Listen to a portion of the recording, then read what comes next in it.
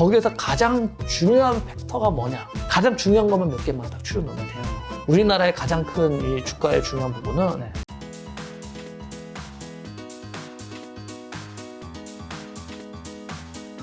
오늘 주제는 월간 냉철 12월 편입니다. 자, 그럼 잠깐 코로나 얘기로 넘어와서 지금 코로나 하루 확진자 수로는 가장 많은 네. 1078명 기록했어요. 네. 코로나 사실 한때 우리가 K 방역하면서 거의 잡았다가 네. 다시 이제 우리가 뭐 방심을 했는지 뭔지 몰라도 확 올라왔잖아요. 네. 지금 그래서 정부가 사회적 거리두기 3단계 격상을 검토하고 있는데 사실 저희도 그래서 저 같은 경우 요즘 촬영할 때 외에는 사람도 거의 안 만나고 네. 촬영하기 전에 이제 그 체온계를 재고 손소독제를 하잖아요. 네. 만약에 이게 3단계로 격상이 된다면 네. 이게 주가에는 좀 어떤 영향이? 그래서 유통주들이 요새 3단계 반영될까봐 유통주들이 좀 쉬고 있어요. 먼저 그날 딱 2.5단계 딱 할 때 네. 그날 쭉 빠지고 그다음에 유통주들이 좀 쉬고 있는데 네. 이제 3단계 되면은 그날 조금 빠지겠죠. 조금 빠졌다가 전체적으로 막 그 시장이 혼란스럽고 그렇진 않아요. 이제 이거는 예전에는 진짜 북한에서 뭐 미사일 쏘고 뭐 총 쐈다 그러면 주가가 막 하가도 하고 막 출렁출렁 했는데 맞아. 이게 너무 자주 나오고 그러니까 나중에는 패턴이 반복되니까 감흥이 없어. 뭐 낮에 떨어지고 오후에 올라. 그러다가 나중에는 쌌나 보네 그냥. 그래. 떨어지면 거기서 사람들이 막 사. 맞아, 왜냐면 맞아. 학습이 돼가지고. 맞아. 지금 이것 때문에 혹시 주가가 떨어지잖아요? 네. 그러면 대기 자금들 많아요. 지금 지금 60조라고 하더라고요. 60조, 65조 막 이렇게 올라갔다가 또 그게 또 주식시장에 들어와서 맞아. 60조인데 지금 받으려고 밑에서 대기 자금 많이 있어서 걱정 안 하셔도 돼요. 3단계 된다고 해도 주식시장에서는 그거는 이제 코로나로 인한 거 이제 국내 이거는 이제는 안 먹혀요. 이제는 안 먹힌다. 안 먹혀요. 뭔가 새로운 게 와야 사람들이 놀래지. 이제는 사람들이 대중들이 이제 적응이 됐어요. 막간을 이용해서 시청자분들이 그런 댓글 남겼더라고요. 주식 예탁금 계좌 네. 어떻게 보냐고. 이제 시장 정보에서 여러분 그게 시장 투자자였나요? 증시 자금 동향 여기 클릭하시면 여러분 볼 수 있고요. 여기 보시면 현재 2020년 12월 16일 기준으로 금액이 60조인 거죠.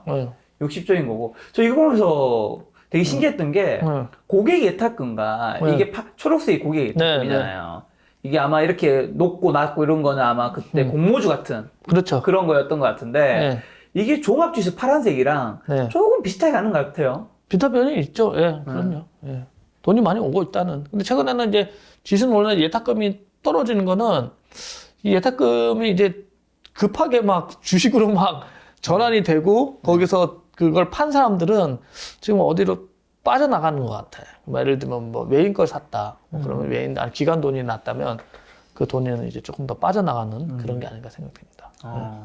그러면 이제 향후 경제 전망을 지금 경제연구원장, 경쟁경영학회장 뭐 8인이 전망을 하고 한은에서 발표했던데 내용 말씀드리면 경제연구원장과 경제경영학회장 8인의 전망에서는 코로나19 타격에 한국 경제 기초 체력이 약해져 이르면 내년 하반기부터 하반기 시작돼 2022년 전후에야 본격적으로 코로나19 이전 몸 상태를 회복할 수 있을 것이다. 그리고 한은은 지난달 26일 내년 성장 전망을 3.0%를 당초 대비 0.2포인트 높였지만 올 겨울 이후 코로나19 재확산 사태가 진정되지 않으면 성장률 2.2%로 0.8%포인트를 깎을 수 있다고 분석. 어쨌든 경제 전망이 안 좋을 수 있다고 얘기를 좀 한 거잖아요.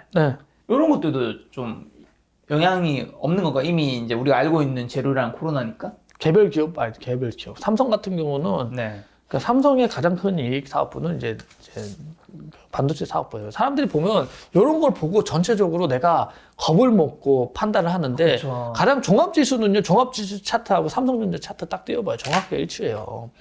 그래서 종합지수 차트하고 삼성전자 차트랑 비교 차트 해보면 거의 일치합니다. 그래서 삼성전자가 쉴 때는 다른 것들이 좀 갈 수 있는데 근데 삼성전자의 대부분의 이익은 그 해외에 수출하는 반도체로 나기 때문에 저런 거를 어느 정도 참조할 수는 있는데 주식시장은 전혀 다른 이야기예요. 거의 비슷하네요. 코스피랑. 네, 그렇습니다. 그래서 삼성전자랑. 주식시장은 좀 다 다른 문제예요. 개별 기업에 내가 회사의 컨디션이 중요한 거지 우리나라의 GDP가 뭐 제가 볼 때는 상식적인 얘기예요. 다 회복되려면. 왜냐면 지금 우리는 이제 그 코로나에 김 작가님도 타격을 안 받고 저도 사실 타격을 안 받는 사람이고 그래서 우리는 행복하지만 사실은 지금 공사도 공사 안 되는 것들, 많죠. 아니면은 공항 관련된 분들, 뭐 학원 하시는 분들, 자영업 하시는 분들 엄청 어려워요. 그게 회복되려면 시간도 좀 네. 걸리고 그동안 못 나갔던 것들, 그러니까 못 썼던 것들도 다시 되려면 시간이 많이 걸려요. 우선은 지금 백신 나오고 그렇게 정상화돼 경제 활동이 팍팍 일어날 거 아니에요. 네.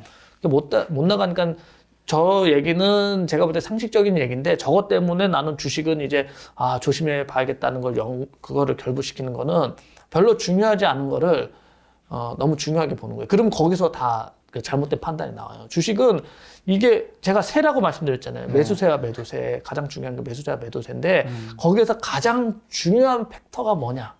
가장 중요한 게 뭔지를 가장 중요한 것만 몇 개만 딱 추려 놓으면 돼요. 네. 우리나라의 가장 큰 이 주가의 중요한 부분은 네. 우리나라의 전방 산업들이 잘 물건을 파느냐, 못 파느냐가 핵심입니다. 전방 사업이라면 이제 삼성전자 같은. 삼성전자, 현대차, 또 요새는 조선 LNG 파트도 있고, 네. 또 음식료도 이제 수출도 많이 하죠. 그렇죠. 네, 그런 것들 또 우리 K-팝 같은 것들도 있고 여러 가지 게임 산업도 있고 많죠. 그런 것들을 전방에 사느냐가 그게 무너지면 치명적이에요. 아무것도 없어요. 저런 그런 걸 할 필요 없어. 그냥 망했다 그거예요. 저런 것도 못하면. 자, 근데 보니까 코스피 사상 최고치 시대에도 이제 주가가 오르지 않은 일명 돌부처 주식, 한국전력이 있잖아요. 한국전력이 얼마 전에 10% 넘게 차트 봐. 얼마 전에 뭐야. 한번 볼까요? 오늘 우리 아들 팔더라요. 오늘 팔더라. 한국전력, 이날 급등했네. 장중에 15%, 한국전력이 장중에 15%. 오늘이군요, 이게. 네, 어제도 급등했잖아요. 어제도 급등했고. 아니, 이게 한국전력이 원래는 굉장히 좀 그랬죠. 이랬잖아요. 그랬죠. 이랬는데 갑자기 이렇게 된 이유는 뭐예요? 한국전력은 다른 회사랑 달라요. 왜냐하면 상장은 돼 있지만 정책에 의해 가지고 그렇죠. 영업이익을 지금의 10배도 내버릴 수가 있고 그냥 적자도 내버릴 수가 있어요. 그래서 어떤 정책이 나오느냐에 따라서 다르기 때문에 한국전력은 굉장히 특수한 회사예요. 아마 그 정책이 정부의 전기요금 체계 개편안 발표. 그럼요. 그 호재로 이 주가 급등했는 게 오늘까지 이어진 거네요. 그럼요. 그거예요. 그런데 지속 가능할지는 그건 어떤 정책이 나오느냐에 따라서인 거여서 근데 내재 가치는 확실히 저평가 영역에 들어갔는데 사실은 가장 한국전력은 63,000원에도 사실은 누가 한국전력을 63,000원에 고평가라고 얘기할 수 있겠습니까? 63,000원에도 사실 고평가된 종목은 아닌데 더 이상 이제 팔 사람이 없어졌어요. 지치고 지쳐서 팔 사람이 없는 상태에서 약간의 이제 좋을 것 같은 쉬었다 그런 것들이 몰리면서 이런 현상이 일어나는 거죠. 아니, 한국전력이 올해 개인 순매수 금액 기준은 8이래요. 근데 저 궁금한 거는 이제 예를 들면 삼성전자, 현대차, 네이버, 카카오 같은 주식은 어쨌든 뭔가 굉장히 대장주 같은 느낌도 있고 성장주 같은 느낌이잖아요. 근데 한전을 사는 거는 좀 그쪽은 아닌 거잖아요. 아니에요. 그런 거는 진짜 고정관념이에요. 다 볼까요?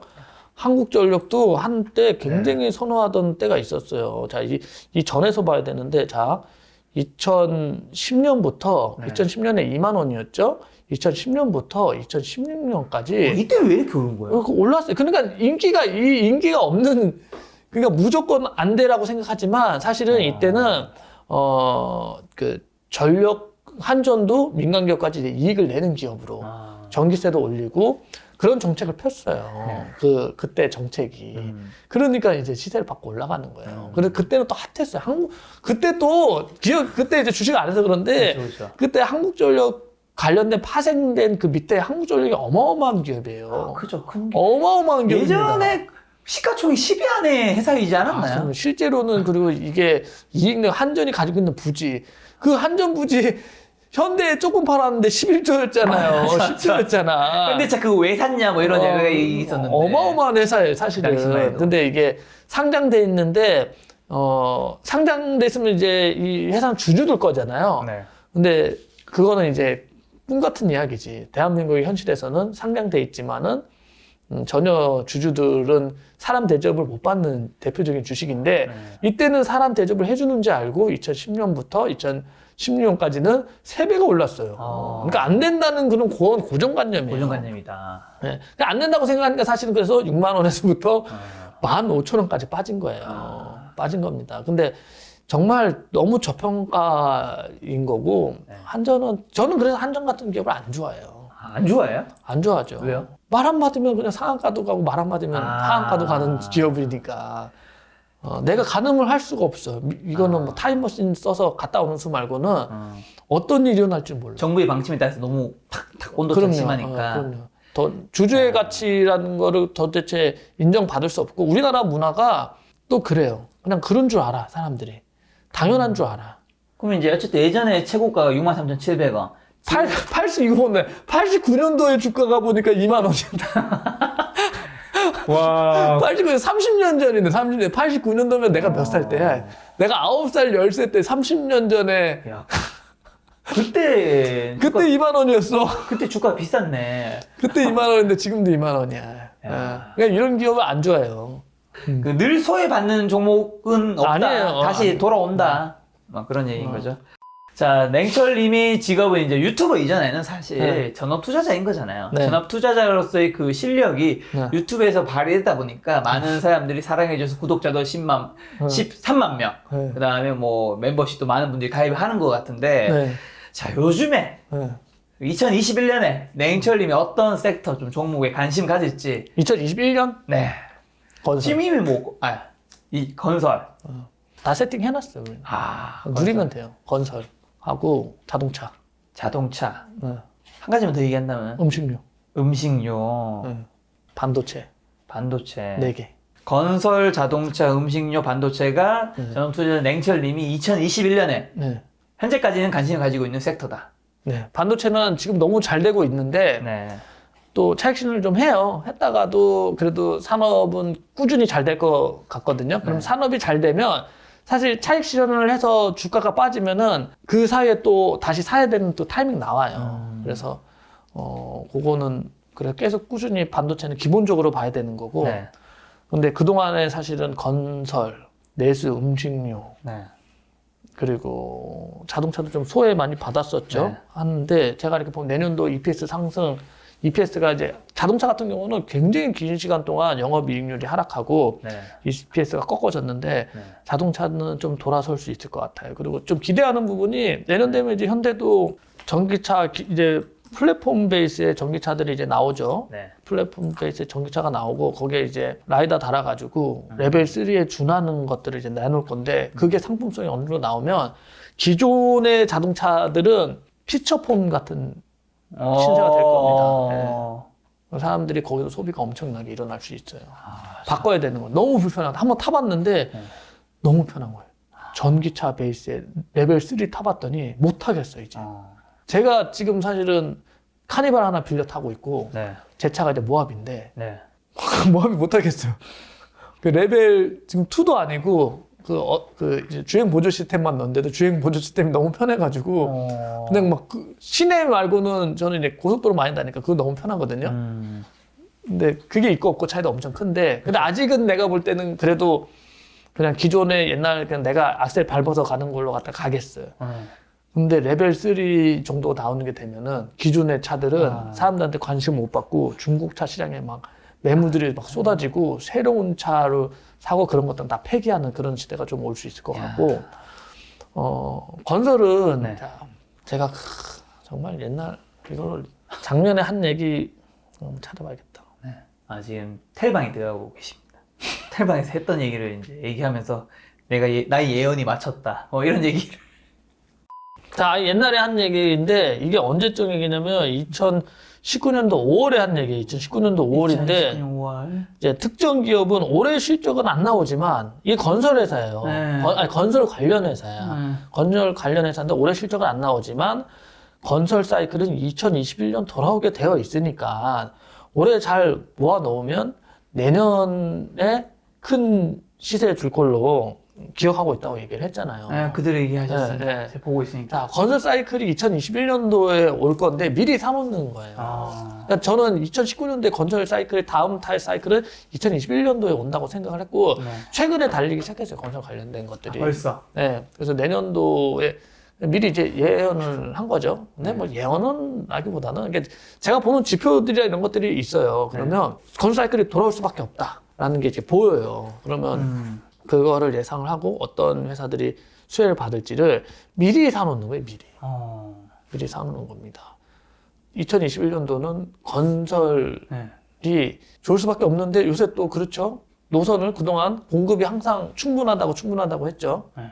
그랬죠. 예전에 그 장관님은. 네. 그래서 공급에 대한 계획은 전혀 없고 투입금만 때려잡으면 된다고 했는데 지금은 공급 얘기밖에 안 나오잖아요. 오늘 얘기 보세요. 공급 얘기, 임대 아파트 늘릴 양 많이 있다고 얘기 나오고 오늘 이제 새로 이제 내정된 그 장관분께서는 지금 서울에 오래된 이제 뭐 빌라 같은 것들 그런 것들 다 갈아엎으면은 아파트 지어서 공급 충분히 늘릴 수 있다고 검토하겠다고 하고 자 3기 신도시 순차적으로 들어가고 자 그렇죠.